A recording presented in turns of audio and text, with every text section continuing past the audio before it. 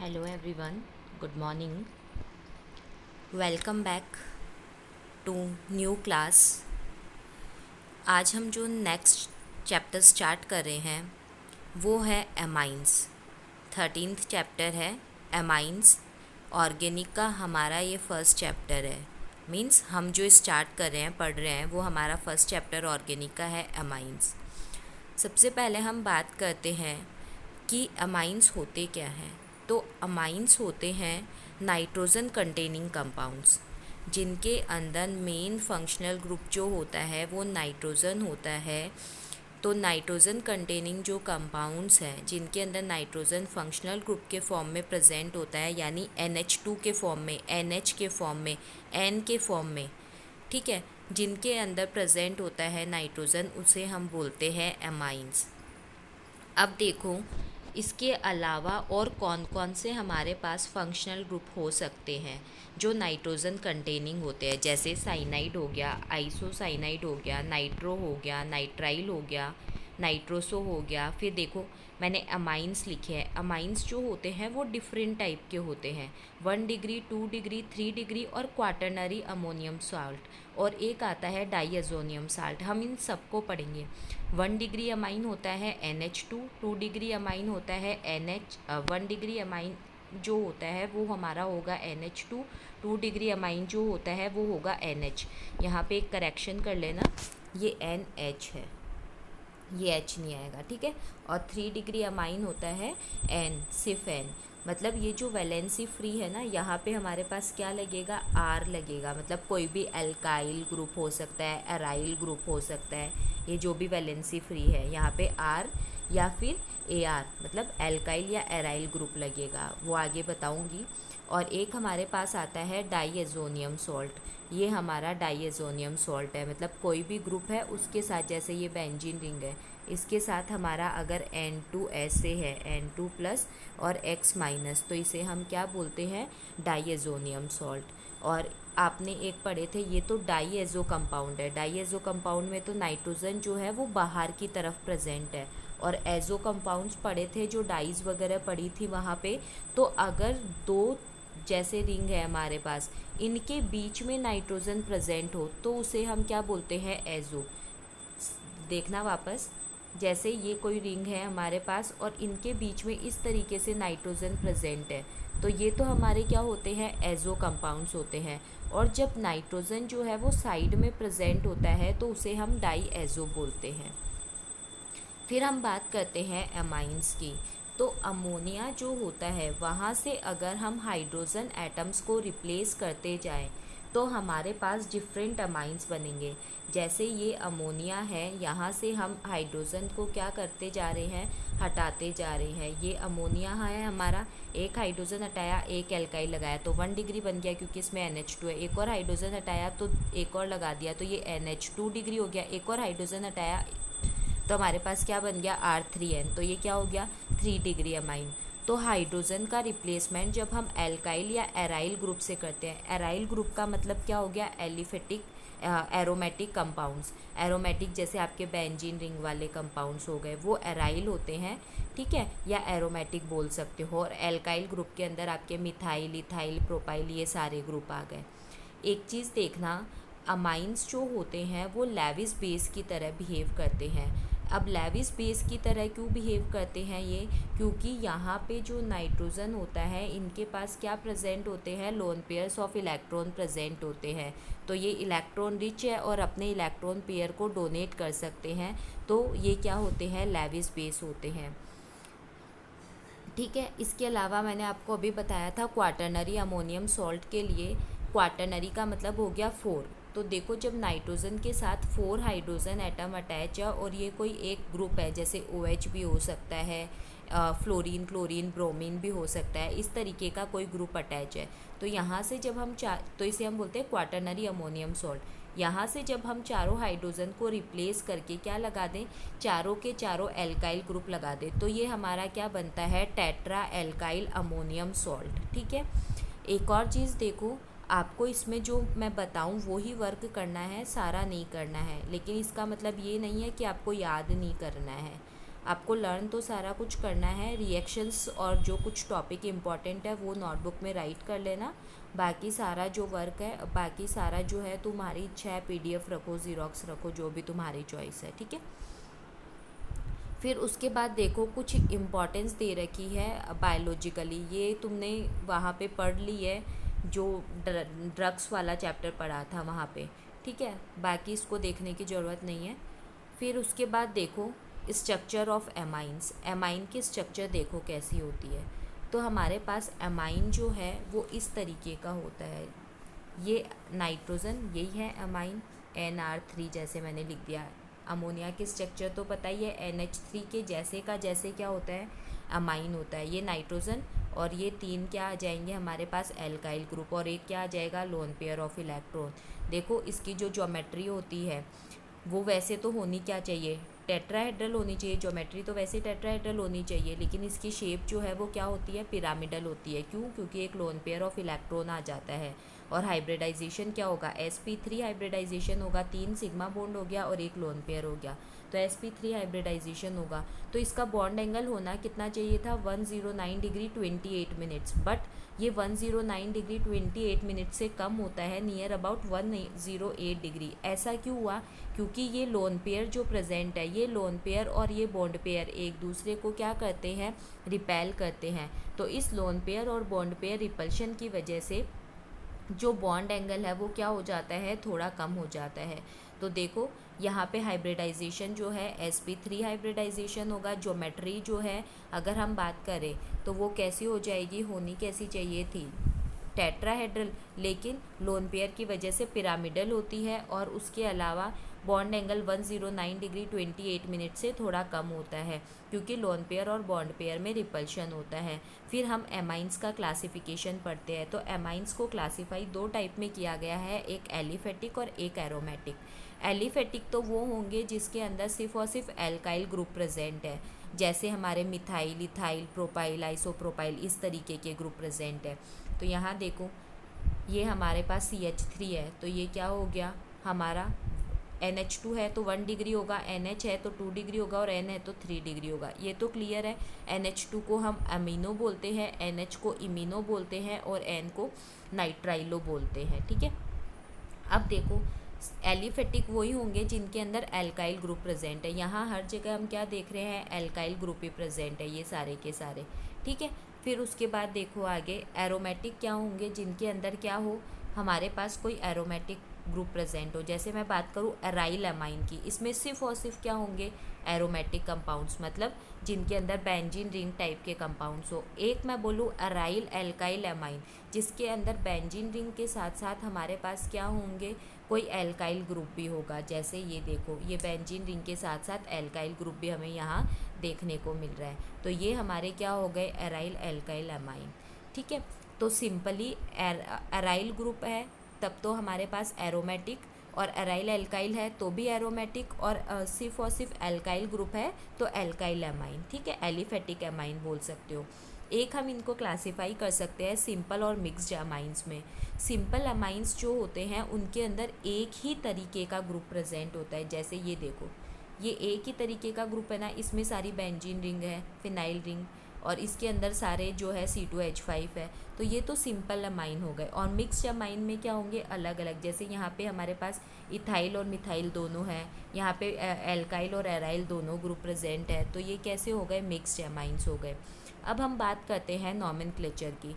तो नॉमेनक्लेचर जो है हमें ऑर्गेनिक में 2 सिस्टम में पढ़ना है। हालांकि वैसे हम नॉमेनक्लेचर कंप्लीट कर चुके हैं, पहले पढ़ चुके हैं 11th क्लास में। वो ही नॉमेनक्लेचर को अब हमें अलग अलग टॉपिक्स जो है उसके अंदर अलग अलग पढ़ना है। तो एक तो हमें कॉमन सिस्टम के अंदर नेम पढ़ने हैं, और एक हमें IUPAC सिस्टम के अंदर नेम पढ़ने हैं। जब हम कॉमन सिस्टम के अंदर नेम लिखेंगे तो हम लिखेंगे एल्काइल अमाइन। कॉमन सिस्टम में जब भी हम नेम लिखेंगे तो लिखेंगे एल्काइल अमाइन, एराइल अमाइन, इस तरीके से। और जब हम IUPAC में लिखेंगे तो हम लिखेंगे एल्केन अमाइन। तो मैं दोनों चीज़ें बोल रही हूँ, उसको फोकस करना। उसमें तो हम लिखेंगे एल्काइल एराइल अमाइन, और इसमें हम लिखेंगे एल्केन अमाइन, ठीक है। जैसे मैंने बोला 1 डिग्री है तो 1 डिग्री एल्काइल ग्रुप के साथ है तो एल्काइल अमाइन, 2 डिग्री है तो डाई एल्काइल, क्योंकि 2 एल्काइल ग्रुप लगे होंगे, 3 डिग्री में 3 लगे होंगे तो ट्राई एल्काइल, और एरोमेटिक है तो अराइल अमाइन आ जाएगा। ठीक है, और उसके बाद देखो अगर मिक्स अमाइन है तो हम उनको अल्फ़ाबेटिकल ऑर्डर में लिखेंगे, और IUPAC नॉमेनक्लेचर जो है उसके अंदर हम लिखेंगे, जो नेम लिखेंगे वो किस फॉर्म के अंदर लिखेंगे, एल्केन अमाइन के फॉर्म में लिखेंगे। ठीक है, अब देखो कंपाउंड्स हैं उनके कॉमन नेम, कुछ कंपाउंड्स लिखे हैं मैंने उनके कॉमन नेम और IUPAC नेम। जैसे फर्स्ट एग्जांपल है हमारे पास CH3NH2, तो क्या होगा name, alkyl amine. Common system में तो क्या लिखना है, एल्काइल एमाइन, और इधर क्या लिखना है, एल्केन एमाइन। तो एल्काइल कौन सा ग्रुप है, मिथाइल एमाइन, और इधर एल्केन मतलब मीथेन अमाइन। लास्ट वाला जो भी वोवल है उसको ड्रॉप करना है, ई और ये जो भी आते हैं। ठीक है, फिर उसके बाद यहाँ देखो नेक्स्ट ये कौन सा ग्रुप है, एन प्रोपाइल। देखो यहाँ पे एन, आइसो, नियो ये लगाने हैं, क्योंकि जो एल्काइल ग्रुप है वो एन में भी हो सकता है, आइसो में भी हो सकता है। जैसे ये दोनों एग्जाम्पल को ही कंसिडर कर लो, ये क्या हो गया, स्ट्रेट चेन में है तो एन प्रोपाइल अमाइन हो जाएगा, लेकिन ये कौन सा ग्रुप है, यहाँ पे है तो प्रोपाइल ही, लेकिन कौन सा प्रोपाइल है, आइसो प्रोपाइल है, तो ये आइसो प्रोपाइल अमाइन हो जाएगा। और जब हम इसका नॉमेनक्लेचर करेंगे IUPAC सिस्टम में, तो हम कैसे नॉमेनक्लेचर करेंगे वो देखो, इसमें हम वहाँ से स्टार्ट करेंगे नंबरिंग जहाँ से, ये तो हमारी रूट चेन हो गई इतनी, और नंबरिंग कहाँ से स्टार्ट करेंगे, जहाँ से हमारे फंक्शनल ग्रुप को कम नंबर मिले। तो ये NH2 हमारा फंक्शनल ग्रुप है, तो हम नंबरिंग यहाँ से स्टार्ट करेंगे, इसको 1 देंगे, इसको 2 और इसको 3, तो 1 पे लगा हुआ है, तो ये क्या हो गया, प्रोपेन, 3 कार्बन की चेन है, फिर 1 पे फंक्शनल ग्रुप है, और ये अमाइन प्रोपेन 1 अमाइन। इसमें नेक्स्ट वाले में देखना हमारी जो चेन है वो ये वाली ही होगी। ठीक है, नंबरिंग कहाँ से स्टार्ट करेंगे, ये 1, ये 2 और ये 3, तो अब यहाँ पे क्या आएगा, प्रोपेन और 2 पे लगा हुआ है तो 2 अमाइन। ठीक है, फिर उसके बाद नेक्स्ट एग्जाम्पल देखो, नेक्स्ट हमारे पास जो एग्जाम्पल है वो कौन से ग्रुप का है, ये तो ब्यूटाइल तो समझ में आ रहा है, लेकिन ये ब्यूटाइल ना तो आइसो है, ना नियो ब्यूटाइल है, ठीक है, और ना आपका एन ब्यूटाइल है। तो हम जब आइसो, नियो और एन कुछ नहीं होता तो हम क्या करते हैं, 1 डिग्री 2 डिग्री 3 डिग्री करते हैं ना। तो ये देख लो, ये कार्बन, वो कार्बन जो मेन फंक्शनल ग्रुप से अटैच है वो कितना डिग्री है, तो ये कितना डिग्री है, 3 कार्बन से अटैच है तो ये कितना डिग्री हो गया, 3 डिग्री। टोटल कार्बन एटम 4 है तो ब्यूटाइल, तो 3 डिग्री ब्यूटाइल एमाइन। अब इसका IUPAC नॉमेनक्लेचर करना है। IUPAC नॉमेनक्लेचर करने के लिए वही आपको रूट चेन लेनी होगी, तो हम रूट चेन ये सेलेक्ट करेंगे, कर ली। अब नंबरिंग करते हैं, इसको 1, इसको 2 और इसको 3। पहले देखो मेन फंक्शनल ग्रुप को तो सबसे लास्ट में लिखते हैं, पहले सब्स्टिट्यूएंट को, तो ये हमारा सब्स्टिट्यूएंट है तो 2 पे मिथाइल आ गया, 3 कार्बन की चेन है तो प्रोपेन आ गया, और फिर सेकंड पे क्या है, अमाइन है तो 2 अमाइन आ गया। ठीक है, फिर उसके बाद में देखो अब कुछ 2 डिग्री अमाइंस, या ये बोल सकते हैं कि हमारे जो अदर अमाइंस है उनका नॉमेनक्लेचर। अब उनके नॉमेनक्लेचर का सिस्टम देखो, ये तो हमने NH2 के लिए पढ़ा।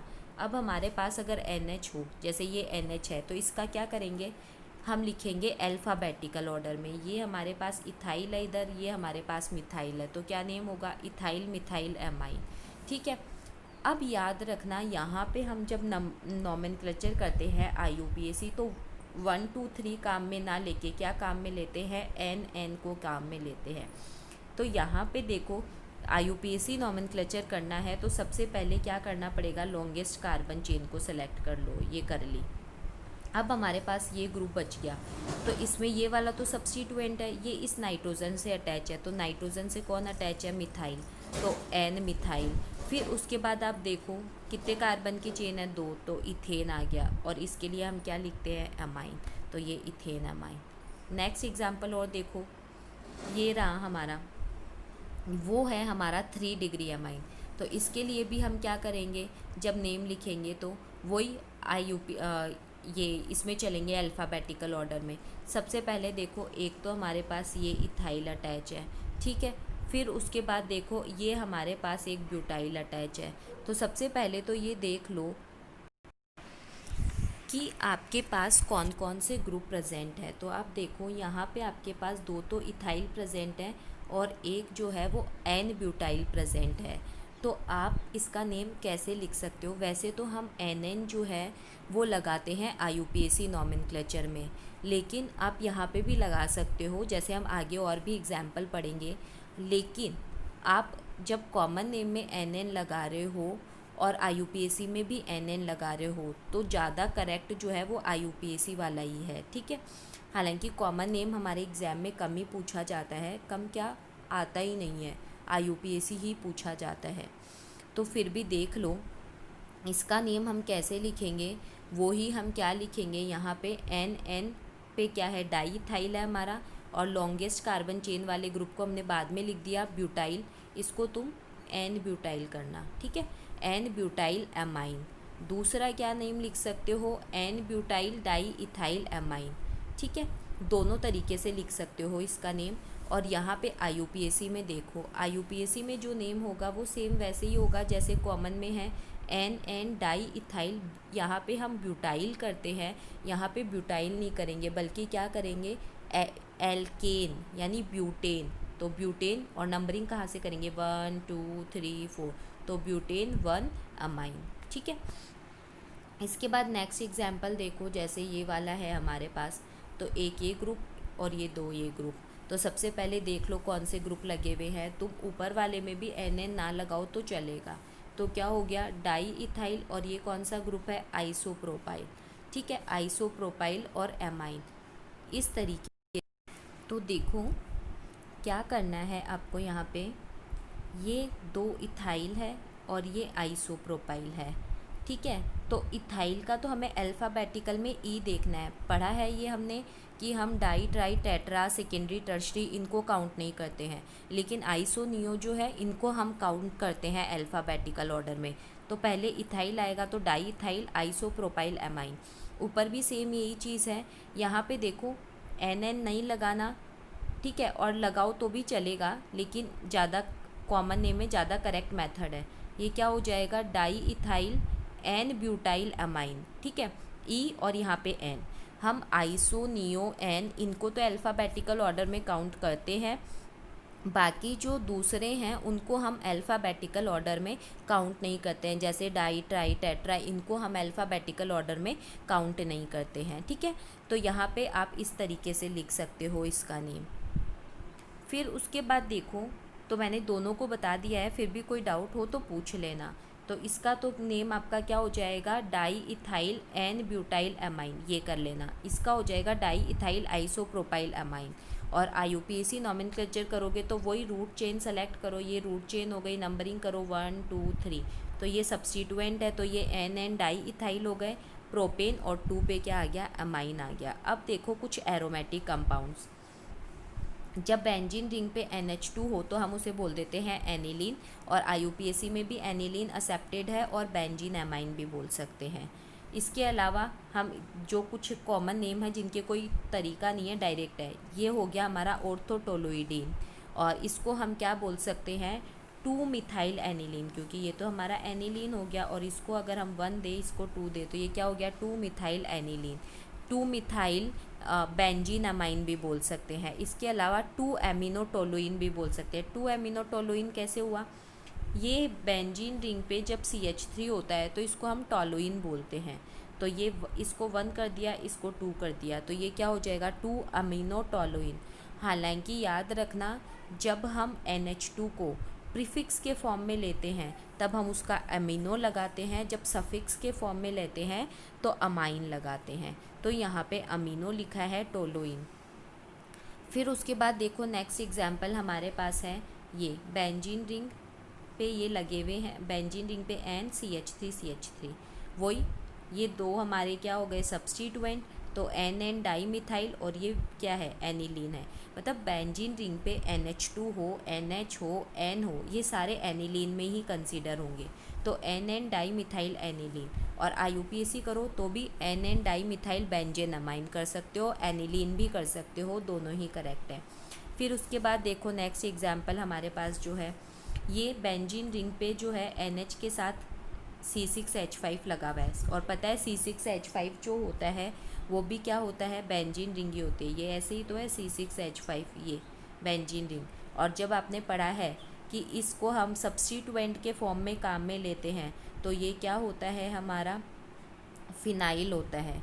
ठीक है, तो ये क्या हो जाएगा, डाईफिनाइल अमाइन, डाईफिनाइल अमाइन। और दूसरा आप इसको ये भी लिख सकते हो, जैसे हमने यहाँ पे लिखा है एन फिनाइल बेंजेन अमाइन, कि हमने क्या कर लिया यहाँ तो कॉमन नेम में हमने क्या कर दिया, इसको एक दोनों रिंग को हमने सब्स्टिट्यूएंट बना दिया, तो ये डाईफिनाइल अमाइन लिख दिया। अगर हम इस एक रिंग को तो क्या माने, एनिलीन माने, तो ये एक सब्स्टिट्यूएंट हो जाएगा, तो क्या लिखेंगे, एन फिनाइल एमाइन, वो भी करेक्ट है, एन फिनाइल एनिलीन। जैसे हमने यहाँ पे लिखा है एन फिनाइल बेंजेन अमाइन, यहाँ पे बेंजेन अमाइन की जगह एनिलीन भी लिख सकते हो, क्योंकि एनिलीन IUPAC में भी एक्सेप्टेड है।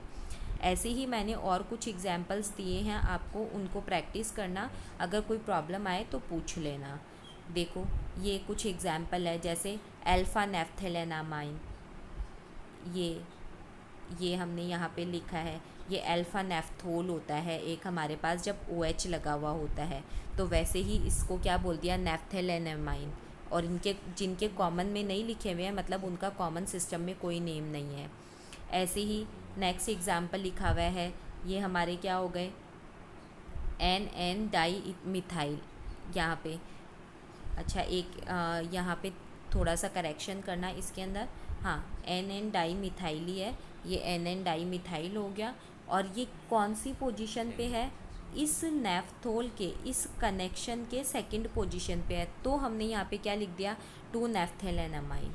यानी आपको ऐसा कहीं पे ग्रुप दिखे, 2 बेंजीन रिंग इस तरीके से दिखे और यहाँ पे नाइट्रोजन दिखे, तो आपको इसको क्या कंसिडर करना है, नेफ्थेलेनामाइन।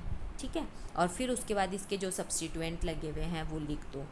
फिर ऐसे ही नेक्स्ट एग्जांपल हमने लिखा है, जैसे 4 इथाइल 2 मिथाइल एनिलीन, ये हमारी एनिलीन हो ही गई, जब बेंजीन रिंग पे NH2 है तो ये एनिलीन हो गई, 1 2 3 4 नंबरिंग कर दी, तो 4 पे क्या आ रहा है, इथाइल, 2 पे मिथाइल और फिर एनिलीन।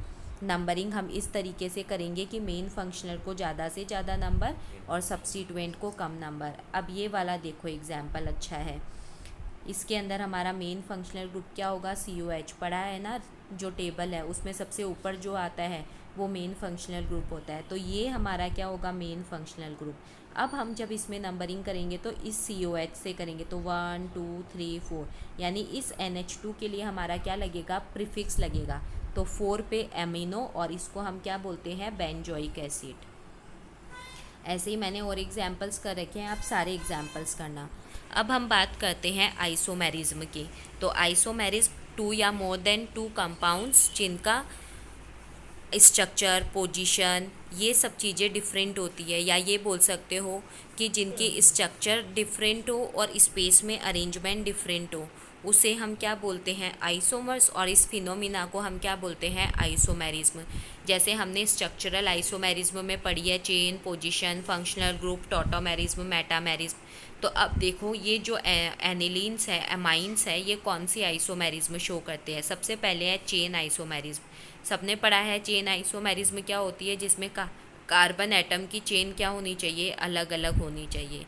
तो हमने एग्जाम्पल ले रखा है ये C4H11N, ठीक है, C4H11N के जितने आइसोमर्स पॉसिबल है सारे बना लो। जैसे एक स्ट्रेट चेन का बना लिया, एक तुमने एक कार्बन की चेन को, एक जो कार्बन है उसको कम कर दिया, यहाँ पे 2 कार्बन एटम है उनको कम कर दिया। अब देखना ये तब समझ में आएगा जब आप इसके IUPAC नॉमेनक्लेचर करोगे, तब पता लगेगा कि सही लिखा है या नहीं लिखा।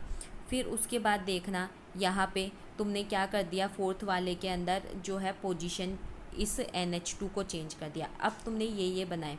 अब यहाँ देखो इसका जब नेम लिखोगे तो क्या आएगा, ब्यूटेन एमाइन। इसका लिख रहे हो तो 2 मिथाइल प्रोपेन 1 अमाइन, इसका लिख रहे हो तो 2 मिथाइल प्रोपेन 2 अमाइन, और इसका लिख रहे हो तो ब्यूटेन 2 अमाइन। अब आप यहाँ देखो ये ब्यूटेन 1 अमाइन है, ये ब्यूटेन 2 अमाइन है, तो ये ब्यूटेन इस प्रोपेन के साथ तो क्या है, चेन में है, ये ब्यूटेन इस प्रोपेन के साथ तो क्या है, चेन में है। लेकिन ये दोनों ब्यूटेन जो है वो आपस में कौन से आइसोमर्स है, पोजीशन आइसोमर्स है। ये दोनों आपस में कौन से आइसोमर्स है, पोजीशन आइसोमर्स है। जिनके अंदर कार्बन एटम की चेन अलग अलग हो उन्हें ही हम क्या बोलते हैं, चेन आइसोमर्स। और जिनमें फंक्शनल ग्रुप की पोजीशन चेंज है तो वो क्या हो जाएंगे, पोजीशन आइसोमर्स। ठीक है, तो इस तरीके से हमें आइसोमर्स बनाने हैं। लेकिन हम यहाँ पे देखो, या तो ये दो बनाएंगे या फिर ये दो बनाएंगे, क्योंकि ये दो ही आपस में क्या है, या तो ये दोनों आपस में क्या है, चेन आइसोमर है, या फिर ये दोनों आपस में चेन आइसोमर है। क्योंकि ये दोनों तो आपस में क्या हो गए, पोजीशन, और ये दोनों आपस में क्या हो गए, पोजीशन। तो आपको कोई भी दो बनाने हैं, एक प्रोपेन का और एक ब्यूटेन का। ठीक है, फिर उसके बाद नेक्स्ट एग्जाम्पल दे रखा है 5 कार्बन वाला। तो 5 कार्बन वाले भी ऐसे ही बनाने हैं जिसमें चेन अलग अलग हो, जैसे एक पेंटेन की हो गई, एक ब्यूटेन की और एक प्रोपेन की। फिर पोजीशन की, पोजीशन में क्या देखोगे, अलग अलग जो पोजीशन है वो होनी चाहिए। जैसे C3H5N है, तो इसमें देखो एक बार NH2 1 पोजीशन पे और एक बार NH2 2 पोजीशन पे है। ऐसे ही C4 वाला बना रखा है, इसमें एक बार NH2 1 पोजीशन पे, एक बार 2 पोजीशन पे है। और दूसरे मैंने आपको प्रोपेन वाले भी बताए थे अभी पीछे। तो यहाँ पे देखो प्रोपेन के साथ क्या है, यहाँ पे एक बार 2 पोजीशन पे है, यहाँ पे एक बार 1 पोजीशन पे है। और इसके अलावा आप देखो और क्या क्या बन सकते हैं, जैसे ये 2 डिग्री अमाइन के फॉर्म में भी बन सकते हैं। तो 2 डिग्री अमाइन के फॉर्म में भी बना लो। ये 2 डिग्री अमाइन के फॉर्म में क्या हो गया, एक बार N मिथाइल हो गया, ये प्रोपेन 1 अमाइन हो गया। एक बार तो 1 पोजीशन पे चला गया, एक बार 2 पोजीशन पे चला गया। मतलब आपको ओवरऑल करना क्या है, चेन में तो आपको चेन चेंज करते जाना है, पेंटेन, ब्यूटेन, प्रोपेन ऐसे। और जब पोजीशन बनाओ तो आपको ये चीज़ याद रखनी है पोजीशन के अंदर कि आपको सेम चेन रखनी है, सिर्फ और सिर्फ जो ग्रुप है उसकी पोजीशन को अलग करना है। ठीक है, और आपके 1 डिग्री के बन रहे हैं तो 1 डिग्री के बनाओ सारे, 2 डिग्री के बन रहे हैं तो 2 डिग्री के बनाओ, और 3 डिग्री के बन रहे हैं तो सारे 3 डिग्री के बनाओ।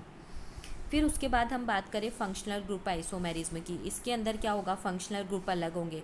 मतलब एक बार 1 डिग्री आ गया, एक बार 2 डिग्री आ गया, एक बार 3 डिग्री आ गया। जैसे C3H9N है, तो इसमें आप देखो एक बार तो हमारे पास क्या आ रहा है, ये हमारे पास 2 डिग्री का बन रहा है, इसके अलावा हमारे पास 1 डिग्री का बन रहा है, इसके अलावा हमारे पास 3 डिग्री का बन रहा है। तो पोजीशन के अंदर आपको क्या करना है, ऐसे ही बनाने हैं अलग अलग करके, जिसके अंदर 1 डिग्री, 2 डिग्री और 3 डिग्री जो पोजीशन है, मतलब जो NH ग्रुप है उसकी अलग अलग पोजीशन रखनी है। एक बार NH2 रखना है, एक बार NH रखना है और एक बार N रखना है।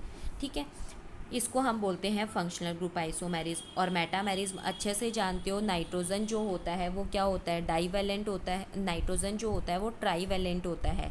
इसका मतलब नाइट्रोजन के जो अलग अलग साइड है वो ग्रुप्स क्या होने चाहिए, अलग अलग होने चाहिए। जैसे ये रहा NH2 तो शो करेगा ही नहीं, ये मेटामेरिज्म। जब या तो NH होगा या N होगा तभी मेटामेरिज्म शो होगी। तो ये हमारे पास है, इसमें हमने NH रख दिया। एक तरफ हमारे पास क्या है, प्रोपाइल है, एक तरफ हमारे पास मिथाइल है। दूसरा जब हम बना रहे हैं तो दोनों तरफ हमने क्या कर दिया, इथाइल कर दिया। एक बार हमने आइसोप्रोपाइल कर दिया, एक बार हमने क्या कर दिया, मिथाइल कर दिया। तो आपको इसी तरीके से करना है कि ये जो आपका N या NH ग्रुप है इसके अलग अलग साइड में जो ग्रुप्स हैं वो क्या होने चाहिए, अलग अलग होने चाहिए। उसे हम क्या बोलते हैं, मेटामेरिज्म। और एक लास्ट हमारे पास आती है ऑप्टिकल आइसोमेरिज्म, मतलब मिरर इमेज बनने चाहिए। तो ये हमारा एग्जाम्पल था ब्यूटेन 2 अमाइन, ये बना लिया हमने। इसका मिरर बनाएंगे तो ये इधर दिखेगा, ये इधर और ये इधर वाले जो है वो इधर दिखेंगे। तो ये ऑप्टिकल आइसोमेरिज्म हो गए। अब हमारा स्टार्ट होता है मेथड्स ऑफ प्रिपरेशन। अब कोई भी हम जब कंपाउंड पढ़ेंगे तो उसमें 3-4 चीज़ें पढ़ेंगे। एक तो मेथड्स ऑफ प्रिपरेशन पढ़ेंगे, मतलब हम उनको कैसे बना सकते हैं अमाइंस को जैसे। फिर उसके बाद उनकी फ़िज़िकल प्रॉपर्टीज़ पढ़ेंगे, बॉइलिंग पॉइंट ये सब, सॉल्युबिलिटी ये सब। और फिर उसके बाद हम केमिकल प्रॉपर्टीज़ पढ़ेंगे, मतलब उनका नेचर कैसा है, वो कैसी कैसी रिएक्शंस को शो करते हैं। ठीक है, तो हर ऑर्गेनिक में टॉपिक को पढ़ने का हमारा यही तरीका होगा। पहले basic introduction, isomerism, IUPAC, nomenclature वगैरह, स्ट्रक्चर, फिर उसके बाद मेथड ऑफ प्रिपरेशन, फिर उसके बाद फिज़िकल प्रॉपर्टीज़ और फिर केमिकल प्रॉपर्टीज़। अब देखो मेथड्स ऑफ प्रिपरेशन। सबसे फर्स्ट, हाँ, आपको देखो IUPAC नॉमेनक्लेचर को प्रैक्टिस करना है तो उसको आप लिख लेना, नोटबुक में लिख के प्रैक्टिस करना, और आइसोमेरिज्म के एग्जाम्पल्स को लिख के प्रैक्टिस करना। इसके अलावा आगे जो नेम रिएक्शंस आ रही है उन्हीं को कॉपी में लिखना है, बाकियों को नहीं लिखना है। मैं बताते जाऊँगी कौन सी लिखनी है। तो आपको ये वाली जो रिएक्शन है हॉफमैन अमोनोलाइसिस, ये नेम रिएक्शन है, इसको लिखनी है कॉपी में। मेथड्स ऑफ प्रिपरेशन जो है उसके अंदर हमारे पास सबसे फर्स्ट आता है फ्रॉम एल्काइल हैलाइड। अब एल्काइल हैलाइड होते क्या है, ये होता है एल्काइल और ये हैलाइड। हैलाइड का मतलब क्लोरीन, ब्रोमीन, आयोडीन, फ्लोरीन, ये हो सकते हैं। सारी रिएक्शन एक दूसरे से कनेक्टेड है। ये रिएक्शन हम यहाँ पढ़ रहे हैं, तो जब हम एल्काइल हैलाइड पढ़ेंगे तो वहाँ पे भी आएगी ये रिएक्शन। और अब हमारे पास है अमोनोलाइसिस। अमोनोलाइसिस का मतलब है अमोनिया के साथ रिएक्शन करना और उसका टूटना। लाइसिस मतलब होता है टूटना, और अमोना मतलब हो गया अमोनिया। तो लाइसिस के पहले जो वर्ड लगा हुआ है मतलब उसकी वजह से। तो देखो, ये हमारा एल्काइल हैलाइड है, इसकी रिएक्शन हमने अमोनिया के साथ करवाई। इसकी रिएक्शन जब हमने अमोनिया के साथ करवाई तो हमारे पास यहाँ पे क्या बन गया, RNH4। ये R है ही और ये NH3 हमारे पास बन गया RNH3X-। ठीक है, फिर उसके बाद हम इसकी रिएक्शन करवा रहे हैं बेस के साथ। जब हम इसकी रिएक्शन बेस के साथ करवा रहे हैं तो यहाँ पे हमारे पास क्या होगा, तो ये क्या बना, RNH3X बना था हमारा, RNH3X, ये प्लस। ठीक है, फिर अब हमारा क्या होगा, इसकी बेस के साथ रिएक्शन कराएंगे तो यहाँ से क्या तो निकल जाएगा, RNH2 निकल गया। NH2 निकल गया, एक हमारे पास हाइड्रोजन यहाँ पे बचा और एक हाइड्रोजन हमें बेस से मिला, तो ये H2 और ये O। ठीक है ना, यहाँ पे एक हाइड्रोजन और बेस से हमें OH मिला तो ये H2O निकल गया। और याद रख लेना, जहाँ पे भी हेलोजन मतलब X को सोडियम दिख जाए, सोडियम उसके साथ चला जाता है, तो ये क्या बन गया, NaX। तो देखो रिएक्शन RX प्लस NH3, इसको देखना ये RNH3 प्लस है। ठीक है, Rn प्लस H3X-, बेस के साथ OH, तो H यहाँ से और OH H2O और Na और X यहाँ से और RNH2। ठीक है, ऐसे ही फिर RNH2 की वापस करवाएंगे तो एक हाइड्रोजन हट जाएगा। देखो ऐसे करवाते जाएंगे रिएक्शन तो हाइड्रोजन हटता जाएगा और यहाँ पे क्या ऐड होता जाएगा, R ऐड होता जाएगा। HX निकल गया, R2NH, फिर RX के साथ करा दो, HX निकल जाएगा, R3N, फिर RX के साथ करा दो। अब हाइड्रोजन तो है नहीं तो ये क्या बना लेगा, क्वाटरनरी एल्काइल सॉल्ट या क्वाटरनरी अमोनियम सॉल्ट। ठीक है, तो ये हमारे पास क्या बन गया, R4N+। तो हाफ मोन अमोनोलाइसिस में क्या होता है, अमोनिया के साथ रिएक्शन करवाते हैं एल्काइल हैलाइड की, फिर हमारे RX के साथ रिएक्शन करवाते जाते हैं और हाइड्रोजन हटता जाता है। अब देखो कुछ चीज़ें लिखी हुई है कि 373 केल्विन टेम्परेचर जो है उसके अंदर हम क्या करते हैं, एल्काइल हैलाइड या एराइल हैलाइड को सील कर देते हैं एक ट्यूब के अंदर। ठीक है, फिर उसकी हम रिएक्शन करवाते हैं एल्कोहलिक सॉल्यूशन ऑफ अमोनिया, मतलब अमोनिया के साथ हम रिएक्शन करवा रहे हैं ना, यहाँ ऊपर देखो ये 373 केल्विन टेम्परेचर है और अमोनिया का एल्कोहलिक सॉल्यूशन है, मतलब अमोनिया के साथ थोड़ा एल्कोहल मिला हुआ है। और फिर इसको हम हीट करते जा रहे हैं। इसको जब हम हीट करते जा रहे हैं तो कौन सी रिएक्शन हो रही है, न्यूक्लियोफिलिक सब्सटीट्यूशन रिएक्शन हो रही है, क्योंकि यहाँ पे एक एक ग्रुप, एक एक हाइड्रोजन हटता जा रहा है और दूसरा R ग्रुप जो है वो ऐड होते जा रहा है। ठीक है, तो हाइड्रोजन एटम जो है वो रिप्लेस होता जा रहा है एल्काइल या अमाइन ग्रुप के थ्रू, ऐसे बोल सकते हो। और हमारे पास क्या बन रहा है, 1 डिग्री 2 डिग्री 3 डिग्री अमाइंस बन रहे हैं। इस प्रोसेस के अंदर आप क्या देख रहे हो, कौन से बॉन्ड का ब्रेक हो रहा है, CX बॉन्ड जो है वो ब्रेक हो रहा है, किसके थ्रू, अमोनिया मॉलिक्यूल के थ्रू। देखो ऊपर यही हुआ ना हमारे पास, ये क्या था, जैसे मैं बोलूँ CH3X, इसने रिएक्शन की अमोनिया के साथ, तो यहाँ पे कौन सा बॉन्ड ब्रेक होगा, कार्बन और हेलोजन के बीच का बॉन्ड ब्रेक होगा, और किसकी वजह से, अमोनिया की वजह से। इसलिए हम इसको क्या बोलते हैं, अमोनोलाइसिस। फिर रिएक्टिविटी का ऑर्डर देख लो, सबसे ज़्यादा रिएक्टिव I होगा, फिर Br होगा और फिर Cl होगा, मतलब एल्काइल आयोडाइड, ब्रोमाइड और फिर क्लोराइड। अब इस रिएक्शन की लिमिटेशंस देखो कि क्या क्या कमियां हैं इसके अंदर। ये रिएक्शन जो होती है इसके अंदर हमें मिक्सचर मिलता है अमाइंस का, मतलब 1 डिग्री 2 डिग्री 3 डिग्री अमाइंस का मिक्सचर मिलता है और उसको सेपरेट करना बहुत मुश्किल हो जाता है। अगर हमें 1 डिग्री अमाइन जो है उसकी अच्छी यील्ड चाहिए तो हमें क्या करना पड़ेगा, अमोनिया अमोनिया को एक्सिस में लेना पड़ेगा। ठीक है, तो ये कुछ चीज़ें याद रखना कि हमें यहाँ पे तो क्या मिलेगा, सारे डिग्री जो 1 डिग्री है 2 डिग्री है इनका सबका मिक्सचर मिलेगा। लेकिन हमें अगर 1 डिग्री ही चाहिए, ये रिएक्शन हमें यहीं रोकनी है, तो हमें किसको एक्सिस में लेना पड़ेगा, अमोनिया को एक्सिस में लेना पड़ेगा, तब हमें सिर्फ और सिर्फ 1 डिग्री मिलेगा। दूसरा देखो, एनिलीन का जो फॉर्मेशन है इस रिएक्शन से बहुत ज़्यादा डिफ़िकल्ट है, क्योंकि एनिलीन के लिए अब हमें क्या लेना पड़ेगा, ये क्लोरोबेंजीन लेनी पड़ेगी ना, मतलब ये लेनी पड़ेगी, कोई भी हैलोजन मान लो, ये लेना पड़ेगा, एनिलीन बनानी है, यानी ये बनाना है NH2, और यहाँ पे हम क्या लेते हैं, NH3 लेंगे, तभी एनिलीन बनेगी। ठीक है, तो अब ये क्या बोल रहा है कि एनिलीन जो है उसका फॉर्मेशन इस रिएक्शन से बहुत ज़्यादा मुश्किल है, क्योंकि क्लोरोबेंजीन जो है वो R इफ़ेक्ट शो करता है, और इस R इफ़ेक्ट की वजह से यहाँ पे क्या आ जाते हैं, पार्शियल डबल बॉन्ड कैरेक्टर। ये देखो, ये कोई हैलोजन ले रखा है हमने, उसके पास लोन पेयर होंगे तो ये क्या करेगा, पढ़ा है ना, M और R इफ़ेक्ट। ठीक है, तो ये अपने लोन पेयर्स ऑफ इलेक्ट्रॉन यहाँ डोनेट करेगा, तो यहाँ पे पार्शियल डबल बॉन्ड कैरेक्टर आ जाएंगे। अब इस बॉन्ड को ब्रेक करना इजी नहीं होगा, इसलिए यहाँ पे हमारे पास एनिलीन का जो फॉर्मेशन होता है वो इजी नहीं होता है, या एनिलीन को हम फॉर्म नहीं कर पाते हैं। ठीक है,